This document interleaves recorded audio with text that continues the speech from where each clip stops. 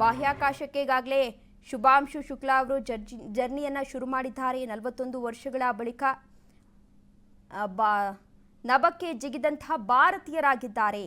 ರಾಕೇಶ್ ಶರ್ಮಾ ನಂತರ ಶುಭಾಂಶು ಶುಕ್ಲಾ ಅವರು ಇದೀಗ ಪ್ರಯಾಣವನ್ನು ಕೂಡ ಬೆಳೆಸಿದ್ದಾರೆ. ಶುಭಾಂಶು ಶುಕ್ಲಾ ಅವರ ಕನಸು ಇವತ್ತು ಈಡೇರ್ತಾ ಇದೆ.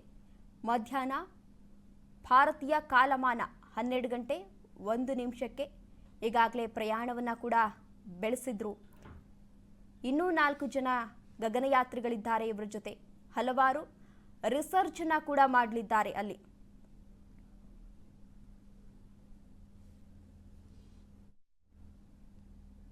ಇನ್ನು ಇವರ ಪ್ರಯಾಣಕ್ಕೆ ಯಶಸ್ವಿ ಸಿಗಲಿ, ರಿಸರ್ಚ್ ಯಶಸ್ವಿಯಾಗಲಿ ಎಂದು ಹಲವಾರು ಭಾರತೀಯರು ಈಗಾಗಲೇ ಶುಭ ಕೋರ್ತಾ ಇದ್ದಾರೆ. ಜೊತೆಗೆ ಅವರ ಹುಟ್ಟೂರಿನಲ್ಲೂ ಕೂಡ ಸಂಭ್ರಮ ಈಗಾಗಲೇ ಮುಗಿಲು ಮುಟ್ಟಿದೆ.